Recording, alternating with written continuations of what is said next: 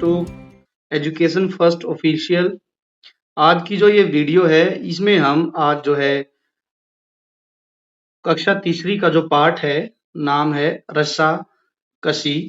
रस्सा कसी जो लेसन है उसके लेसन प्लान कि हमारा जो लेसन प्लान है पाठ योजना कैसी होनी चाहिए और ये जो लेसन प्लान है ये केवीएस का जो नया फॉर्मेट आया है उसके अकॉर्डिंग जो है बनाया गया है। तो इसको हम देखेंगे कि लेसन प्लान किस तरीके का होना चाहिए, उसमें क्या-क्या एक्टिविटीज़ होनी चाहिए और क्या-क्या टीचर डायरेक्टेड और टीचर के द्वारा जो गाइडेड जो भी एक्टिविटीज़ हैं, वो क्या-क्या होंगी, आज हम इसके बारे में डिस्कस करेंगे। आई होप कि आप लोगों को ये लेसन प्लान बहुत ही ज़्यादा पसंद आएगा। यदि आपको पसंद आता है तो आप लाइक करें।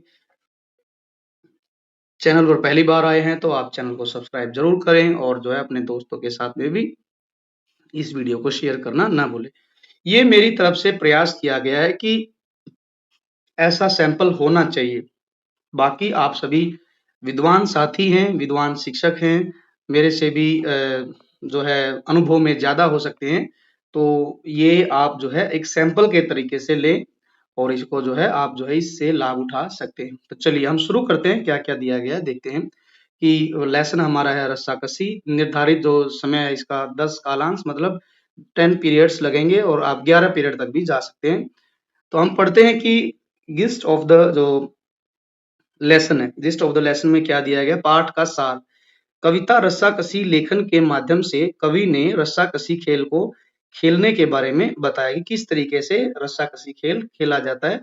यह कविता एक जोश और उत्साह बढ़ाने वाली कविता है। जैसे आप सब जानते हैं ये रस्साकसी खेल जो है पूरे जोश और उत्साह के साथ खेला जाता है। दोनों जो समूह होते हैं, टीमें होती हैं, वो पूरा जोश लगा देती हैं और साथ में रस्साकसी में बोला जाता है जोर लगा भई हई सा भई हई सा। कविता में कुछ इस तरीके की पंक्तियां भी आई है, इससे जोर लगाने वाला और जोश से भर जाता है। रस्साकसी खेल में जीत प्राप्ति के लिए सामूहिक प्रयास किया जाता है, शक्ति प्रदर्शन किया जाता है, तकनीक और टेक्निक भी होती हैं, सहनशीलता जरूरी है उसमें, अपनी जो है बैलेंस नहीं खोना है और सबको मिलके एकजुटता जो है दिखानी है। ये सब इस पाठ में बताया गया है, कविता में दर्शाया गया है। कविता का क्या उद्देश्य है? कविता ये सिखाती है कि हम एक साथ एकजुट मिलकर होकर किसी भी बड़ी से बड़ी कठिनाई पर विजय प्राप्त कर सकते हैं। ये इसमें उद्देश्य है कविता का। यहाँ पर यदि करिकुलर जो गोल है वो क्या है कि हमने रस्साकसी जो कविता है उसके माध्यम से बच्चों में नैतिक मूल्यों का जो है बढ़ावा देना। जैसे नैतिक मूल्य क्या है? आपस में मिलजुल कर रहना, सहयोग करना एक दूसरे का और खेल में जो है सहायता करना। खेलते समय एक दूसरे की सहायता के बिना कोई भी खेल नहीं खेला जा सकता है और खेलते समय खेल भावना जरूर होनी चाहिए। किसी भी खिलाड़ी को एक दूसरे से जलन या द्वेष नहीं रखना है। टीम वर्क ही जो है सबसे ज्यादा जरूरी होता है खेल में। टीम किसी भी एक इंडिविजुअल पर्सन का योगदान ज्यादा नहीं होता है। तो ये सब इसमें करिकुलर गोल है ये। इसके अलावा आंतरिक और बाहरी खेलों के बारे में बच्चों को बताना है। जैसे लूडो है, कैरम है, सांप सीढ़ी है, ये सब खेल जो है हमारे आंतरिक खेल है। बाह्य खेल जिनको हम बाहर जो है खेल के मैदान में खेलते हैं उनके बारे में भी बताना है। इसके बाद खेल हमारे लिए क्यों महत्वपूर्ण है तो वो सब भी आप बच्चों को बताएंगे। ये कि भाई खेल खेलने से हमारे जो है शारीरिक विकास होता है, खेल से हमारा तन हिम और जो है मन भी जो है स्वस्थ रहता है। हमारी कॉम्पिटेंसीज जो है सुनना, पढ़ना, लिखना, वाचन ये सब कॉम्पिटेंसीज होती हैं। इनको हमने जो है अपने लेसन प्लान में फॉलो करना है। सृजनात्मक लेखन में क्या लिखेंगे बच्चे? क्रिएटिव राइटिंग में लिखेंगे कि रस्साकसी खेलते समय किन-किन बातों का, नियमों का ध्यान रखना है, उसके बारे में 4-5 लाइन का एक छोटा-सा अनुच्छेद लिखना है। इसके अलावा भी बच्चे जो लिख सकते हैं वो उसमें हम लिखवा सकते हैं कि आप अपने प्रिय खेल के बारे में लिखिए। तो ये भी हम लिखवा सकते हैं सृजनात्मक लेखन में। दूसरा है कि किसी भी खेल को खेलते समय किन-किन नियमों का ध्यान रखना होता है, वो भी आप बच्चों से लिखवा सकते हैं। खेलों का हमारे जीवन में क्या महत्व है, ये सब चीज़ें हम जो है सृजनात्मक लेखन में बच्चों को लिखने के लिए 4-5 लाइनों में दे सकते हैं। हमारा लर्निंग आउटकम्स क्या-क्या होगा, एलओज़ क्या होंगे? शिक्षक द्वारा उचित लय, ताल और जो है उतार-चढ़ाव के साथ कविता का शुद्ध उच्चारण किया जाएगा। छात्रों द्वारा कविता का अर्थ ग्रहण करते हुए वे भी टीचर के साथ में जो है सहस्वर वाचन करेंगे, ये बहुत ज़रूरी है। और इसके बाद में अपने दोस्तों के साथ, टीचर के साथ में वो कविता के बारे में प्रश्न पूछने में सक्षम होंगे, उनका उत्तर देने में समर्थ होंगे। उससे क्या होगा कि बच्चों की मौखिक अभिव्यक्ति का विकास होगा।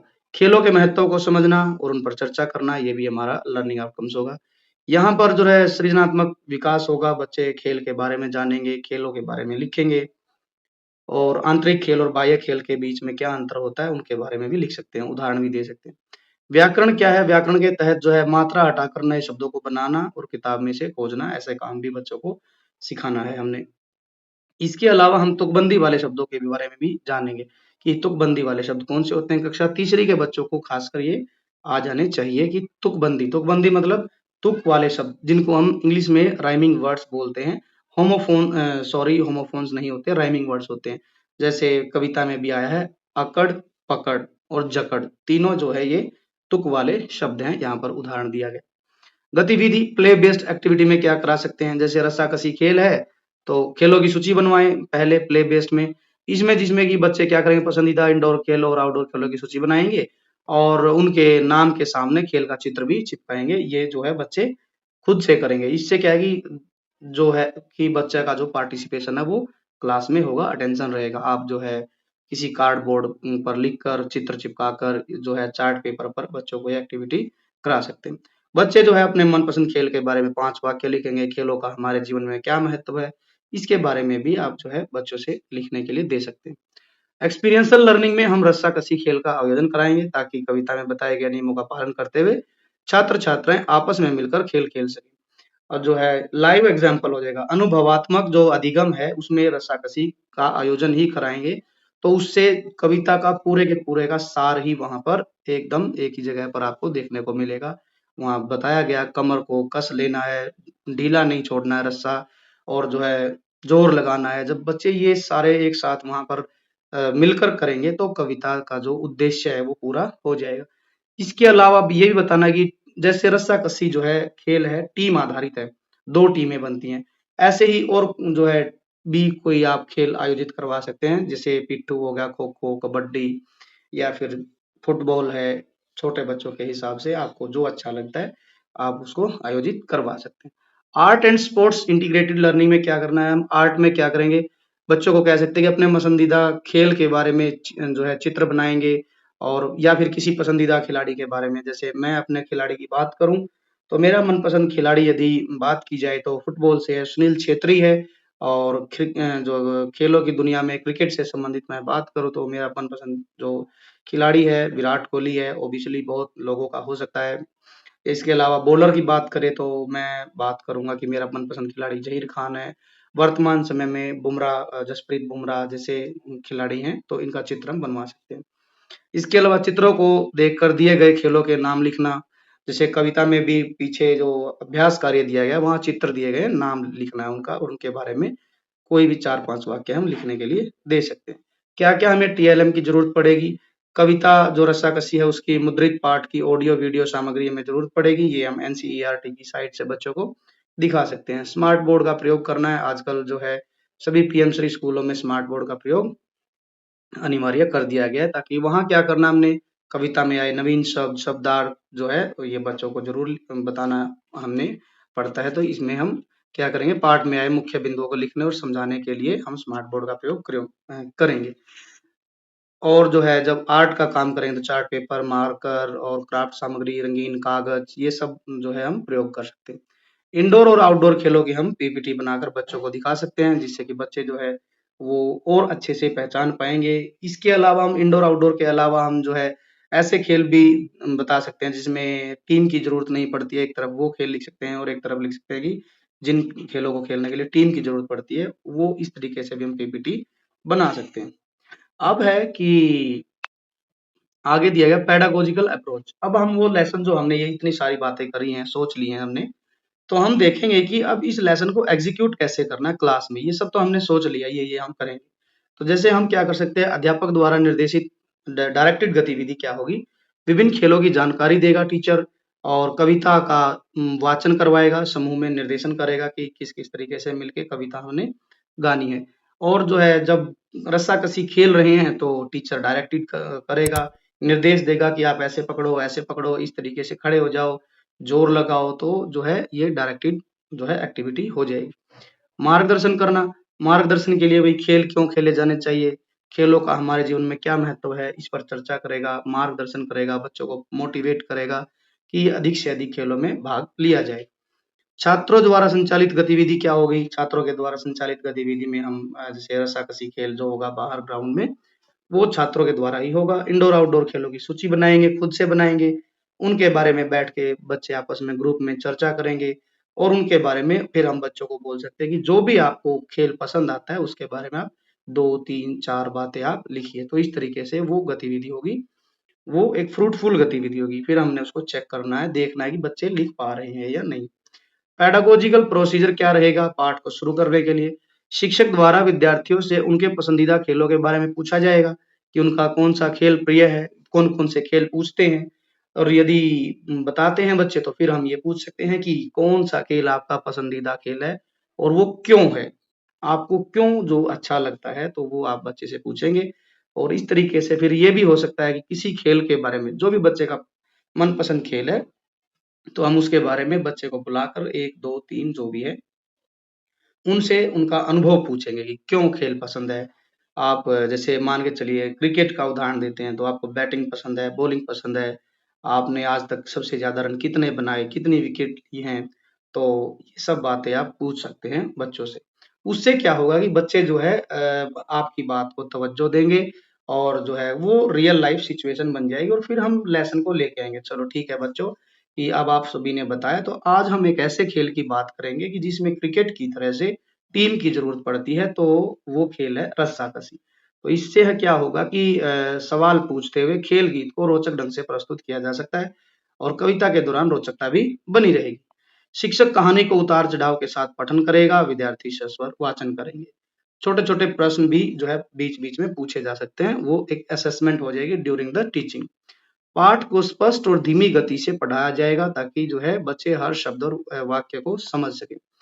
बच्चों को भूमिका निभाने के लिए दे सकते हैं, छात्रों को समूह में बाँटकर विभिन्न खेलों में शामिल होने के लिए प्रेरित करें, जैसे पिट्ठू, खो-खो, कबड्डी, रस्साकसी इसके उदाहरण होंगे। असेसमेंट जो है ड्यूरिंग लेसन तो क्या होगा, मौखिक तौर पर कविता से संबंधित प्रश्न पूछना, कविता वाचन करते समय चर्चाओं या गतिविधियों के दौरान अध्यापक जो छात्रों की भागीदारी और समझ का अवलोकन करेगा। ये कैसे होगा कि मानकर चलिए कविता का वाचन चल रहा है, कुछ बच्चे हैं कि जो जिनको पता ही नहीं होता है कि हम कहाँ आ गए, कौन से वाक्य पे हैं, कौन से शब्द पे हैं। आप चेक कर सकते हैं जो है बीच-बीच में घूम-घूम कर कि कहाँ पर बच्चा आ गया, क्या उसको समझ आ रहा है, जो मैं पढ़ा रहा हूँ, वो उसको तक पहुँच रहा है या नहीं पहुँच रहा है। इसके बाद वर्तनी का स्रोत लेख ले सकता है, बच्चों से कविता में आए तुकांत शब्दों के बारे में तुरंत पूछ सकता है कि जैसे पकड़, पकड़ का बताओ बच्चों क्या होगा? जकड़, अकड़ भी हो जाता है। विभिन्न खेलों की पहचान बीच में आप बता सकते हैं बच्चों को पीपीटी दिखा के कि जो है बताइए इस चित्र में कौन-सा खेल खेला जा रहा है। पोस्ट लेसन जब आपकी कविता पूरी हो जाएगी तो आप किस तरीके से पोस्ट लेसन असेसमेंट करेंगे उसके लिए हम क्लास टेस्ट ले सकते हैं, वर्कशीट दे सकते हैं, डिक्टेशन टेस्ट हो सकता है, क्रिएटिव राइटिंग, मौखिक परीक्षा भी बच्चों की ली जा सकती है, लिखित परीक्षा भी हो सकती है। और जो है कई बार देखने में आता है जैसे कि ये बहुत ज़रूरी है कि खेल के दौरान पानी की व्यवस्था होनी चाहिए और उसके साथ-साथ किसी बच्चे को कोई चोट ना लग जाए उसके लिए वहाँ पर फर्स्ट एड बॉक्स भी तैयार करवाना है। हम बच्चों से ही खुद से तैयार करवाएँगे, तो वे बच्चे पार्टिसिपेट भी करेंगे, खुद का बनाकर लाएँगे, किसी-किसी से छोटी-छोटी चीज़ें मँगाएँगे जैसे कॉटन मँगाएँगे, पट्टी मँगाएँगे और जैसे डेटॉल मँगाएँगे, सेवलॉन मँगाएँगे, तो बच्चे ईज़िली उसमें इंटरेस्ट लेंगे, तो ये गतिविधि आप उसको जो है पोस्ट लेसन के साथ जोड़ सकते हैं। असेसमेंट स्ट्रैटेजी ये सारी की सारी जो पोस्ट लेसन असेसमेंट है, ये सारी स्ट्रैटेजी हम इस तरीके से लागू करेंगे। जैसे सामूहिक गतिविधि अवलोकन करेंगे, बच्चे समूह में पढ़ रहे हैं या नहीं पढ़ रहे हैं, जो भी गतिविधि कर रहे हैं वो देखेंगे, प्रश्न पूछेंगे बच्चों से। समाप्ति पर मूल्यांकन करेंगे कि अपने प्रिय खेल के बारे में आप 4 वाक्य लिखिए। कक्षा परीक्षा ली जा सकती है। नवीन शब्दों और शब्दार्थों का जो है श्रुत लेख भी लिया जा सकता है। कविता में के आधार पर ही एक छोटा-सा वर्कशीट हम दे सकते हैं, जिससे बच्चों की उपलब्धि का पता लगाया जा सके कि क्या बच्चों ने जो हमने पढ़ाया है, वो बच्चों ने सीखा या नहीं सीखा। इंटरडिसिप्लिनरी अप्रोच क्या होगी कि भई मल्टीडिसिप्लिन एमडी मतलब मल्टीडिसिप्लिनरी एक्टिविटी या दूसरे सब्जेक्ट के साथ कैसे जोड़ें। खेलों से संबंधित है, तो ये स्पोर्ट्स से जुड़ जाएगा और जो है उसमें हम बता पाएँगे खेलों का हमारे जीवन में क्या महत्व है। कला से भी जुड़ सकता है, कला से संबंधित हम अपने मनपसंद खिलाड़ी का चित्र बनाएँगे, उसमें रंग भरेंगे, तो इस तरीके से बच्चे जो है बड़े ही मजेदार तरीके से पाठ से जुड़ेंगे और गतिविधि संपन्न होगी। रीइंफोर्समेंट और प्रैक्टिस प्लान क्या होगा? बच्चों को वर्कशीट देंगे जिनमें पाठ से जुड़े प्रश्न उत्तर होंगे, रिक्त स्थान, सही गलत मिलान वाले या फिर सही का उत्तर को चुनिए, खाली स्थान भरिए, क्रम से लगाइए। ये जो है रीइंफोर्समेंट सबसे ज़्यादा ज़रूरत होती है, जो हमारी क्लास में जो स्लो ब्लूमर्स होते हैं उनके लिए होती है। तो ज़्यादातर इस तरीके की यदि हम उनको देंगे, उत्तर चुनिए, सही पर निशान लगाइए, कौन-सा कथन सही नहीं है, खाली स्थान भरिए। तो इस तरीके की जो उनके लेवल की वर्कशीट होगी यदि वो देंगे तो वो भी अच्छी रहेगी। फिर बच्चों को जो है अपने प्रिय खेल के बारे में लिखने के लिए भी देंगे। तो इस तरीके से ये हमारा लेसन प्लान बनेगा इस पाठ का। उम्मीद है कि आप सभी को ये पसंद आया होगा। यदि आपको ये वीडियो, ये लेसन प्लान पसंद आया है सैंपल के तौर पर, तो आप जो वीडियो को लाइक करें, चैनल को ज़रूर सब्सक्राइब करें और जो है अपने दोस्तों के साथ भी शेयर करें ज़्यादा से ज़्यादा। अब हम मिलेंगे इससे अगले लेसन प्लान के साथ और इसकी वर्कशीट के साथ में। तो तब तक बने रहिए, अपनी सेहत का ध्यान रखिए, ख्याल रखिए। अब हम मिलेंगे नेक्स्ट लेसन प्लान के साथ, तब तक के लिए बाय बाय, धन्यवाद एंड थैंक यू।